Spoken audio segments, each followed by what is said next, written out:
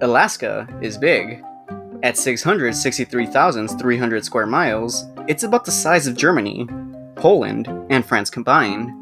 To put its size into perspective, if Alaska were a sovereign nation, it would be the 18th largest country on the planet. This picturesque state is filled with scenic, if cold, ocean views, thick forests, the highest mountains in the United States, 100,000 glaciers, and abundant wildlife. The one thing it's not filled with is people.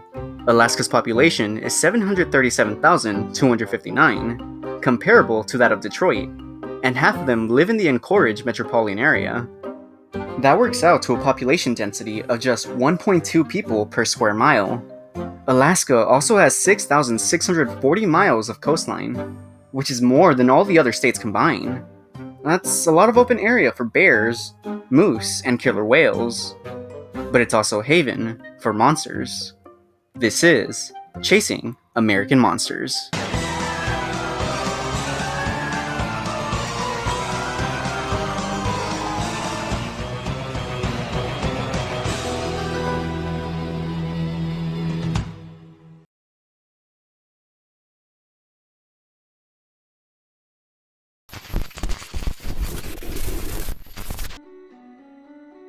Living mammoths.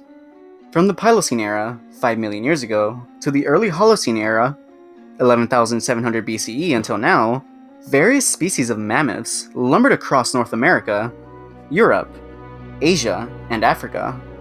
Although science agrees the species went extinct about 10,000 years ago, one pocket of woolly mammoths was still alive on Russia's Wrangel Island until 1650 BCE. The pyramids of Giza were already 1,000 years old at that point. Chew on that for a while. However, a smattering of reports claim the 11-foot-tall, 6-ton animals have lived into modern times. Footage in Russia, shot by a Nazi photographer during World War II, appears to show a woolly mammoth walking through the snow. Native Americans in Canada have stories of these tusked beasts living in the northern wilderness. There's also this case published in the November 28, 1896 edition of the Poland, Maine Press of Cole C.F. Fowler, who heard of woolly mammoths in Alaska. According to the article, Fowler was in Alaska to purchase ancient mammoth ivory from the local Inuit people when he noticed blood and rotting flesh on the roots of some of the tusks. Fowler asked an elder where the tribe had gotten the tusk. The elder replied with, less than 3 months before, a party of his young men had encountered a drove of monsters, about 50 miles above where he was then encamped, and had succeeded in killing 2, Fowler wrote. When Fowler spoke with the hunting party, they described a creature from another age. Their ears were suddenly saluted by a chorus of loud, shrill, trumpet-like calls, and the enormous creature came crashing toward them through the thicket, the ground fairly trembling beneath its ponderous footfalls, Fowler wrote. They were armed with large-caliber muskets and stood their ground, opening fire on the mammoth. A bullet must have penetrated the creature's brain, for it staggered forward and fell dead. In the article, Fowler also said Alfred P. Swineford, second governor of Alaska, claimed there was large herd of these monsters above Snake River and Alaska's Seward Peninsula. If these giants of the past still live, Alaska would be the place, for it does have nice weather for it.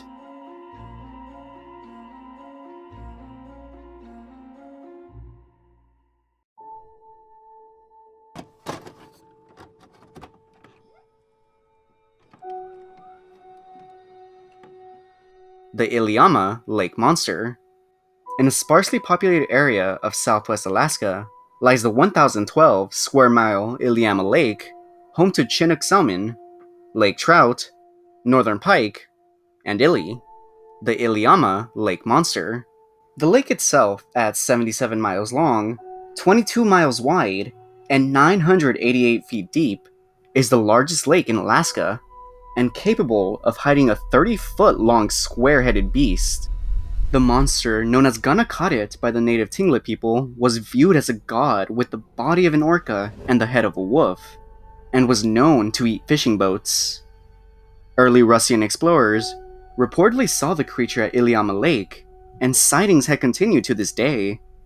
Modern reports come from explorers and biologists who have seen the 30-foot monster, sometimes described as aluminum colored, other times as black with white stripes. One report has an airplane snagging the beast with a tuna hook. The monster towed the plane around the lake before those aboard could release the cable. There were multiple sightings in June 2017 near the town of Kakonak. A number of people on June 19, and in the ensuing days, saw something large emerge from the lake, according to the radio station KDLG in nearby Dillingham. There was more than one, at least 3, local resident Gary Nelson told the station. The first was the biggest, maybe double the size of a 30-foot tall gill netter. The animal either blew like a whale or spit water from his mouth or something. The smaller animals behind him did the same, but not as dramatic. They were black or a very dark gray. I am at a total loss as to what they could be. Experts have claimed that the Iliana Lake monster is everything from a white sturgeon to a sleeper shark to a beluga whale, all of which can reach a length of about 20 feet and have access to the lake. But the locals, they know better.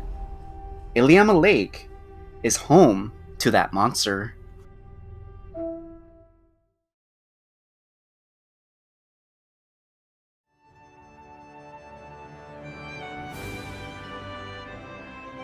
The Kodiak Dinosaur.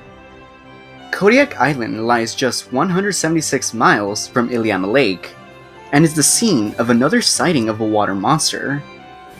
The shrimp boat, Mylark, equipped with state-of-the-art sonar equipment, spotted something in the waters off Kodiak that the people on board could only describe as a dinosaur. The boat coasted past the island in 1969, attempting to map the sea floor when the equipment detected an object swimming about 330 feet below the Mylark. The object was 200 feet long. The largest living sea creature, the blue whale, only reaches 100 feet in length, and doesn't fit the description of what the crew of the Mylark saw that day. A creature with 2 pairs of flippers, a long, slender tail, and a long, thin neck with a small, square head. The crew told the Kodiak Mirror they thought they saw a dinosaur.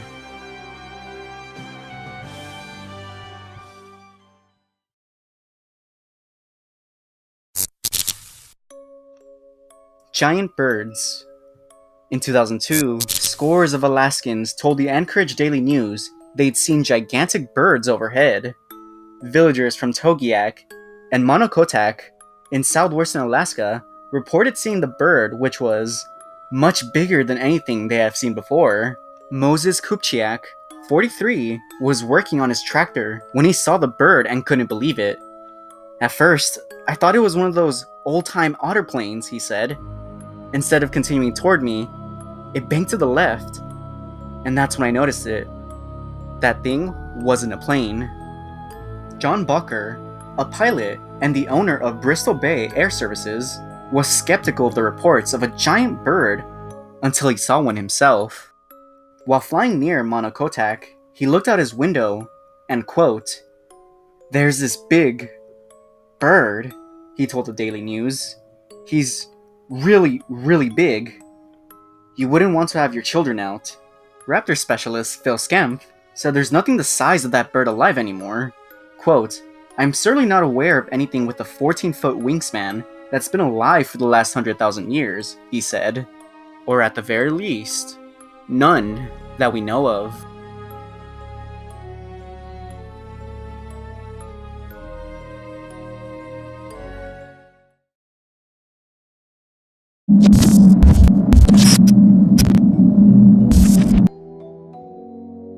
Stellar sea ape.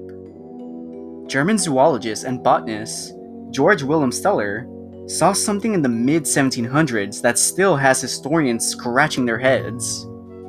A sea ape. Steller was the naturalist aboard the St. Peter from 1741 to 1742 during the Great Northern Expedition to map a water route from Russia to North America. The expedition was wrought with conflict, scurvy, and a storm that wrecked the St. Peter on Bering Island. It is called Bering Island because the expedition leader, Vitus Bering, hadn't succumbed to scurvy at the time of the crash. He, however, soon did. While on the island, Stellar identified several unknown animals, such as Stellar sea cow, a now extinct species of dugong, Stellar's eider, Stellar sea seagull, and Stellar sea lion. But on August 10th, 1741, while anchored off Shumagin Island, Stellar categorized a creature never seen before or since. While observing the waters off the shore, Stellar claimed to have seen a 5-foot-long animal in the water that defied science. It was covered in gray fur with a red belly, a head like a pig with whiskers, pointed ears and large eyes, and a shark's tail. The creature took notice of the boat and began to show off by playing with a bit of seaweed until Stellar attempted to shoot at it. Fortunately, or unfortunately, depending on where you stand, he missed. The sea ape disappeared under the water, and from popular knowledge, there are many logical explanations for Stellar sighting, but the most telling piece that makes the sea ape's existence doubtful is that Stellar omitted it from his official report.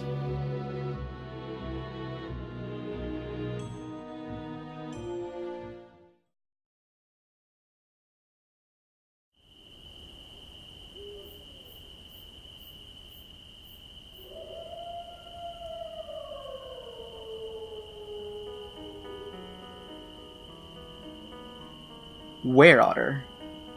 The Kushtaka, or land otter people of southeastern Alaska, have terrorized the Tlingit people for centuries. According to Alpinist magazine, the Kushtaka are a race of people who can shapeshift into otters, but not before ensnaring humans in a web of cuteness. Otters are, of course, adorable, and turning the humans into Kushtaka themselves. Kushtaka often assume the form of a human's loved one to ease the deception. Once a human becomes a Kushtaka, his position in the afterlife is forfeit. The soul is trapped upon Earth. But the Kushtaka are a finicky folk, prone to Kushtaka transformation one minute and acts of kindness the next. Kushtaka might rescue you from drowning, or simply shred a victim's flesh and spill out their entrails.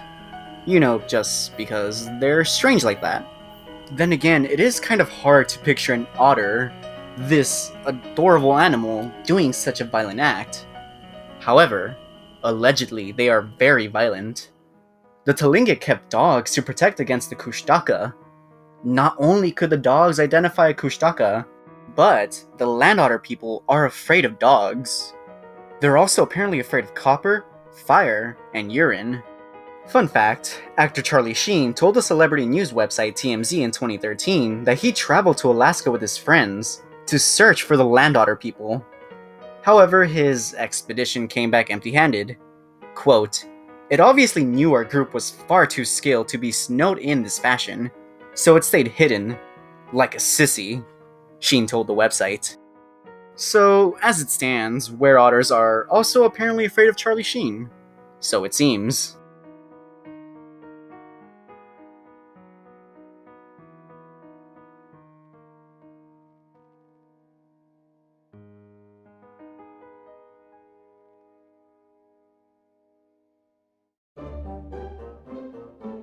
Hey everyone, Channel Zero here. Just, if you made it this far, I just want to say thank you. I'm really enjoying making this series. I hope you are too. And I also want to remind everyone that I am merely offering my beautiful, beautiful voice as a narration for the book, Chasing American Monsters. If you want to buy the book, it's written by author Jason Alfut, and I'll leave a description to the Amazon page down below. I think next time we're doing Arizona. I could be wrong. I don't remember what the next A is, but I'm pretty sure it's Arizona. I think I might have my friend Adrian over to do that one with me, but either way, hope you enjoyed. Glad you made it this far. Like, comment, subscribe.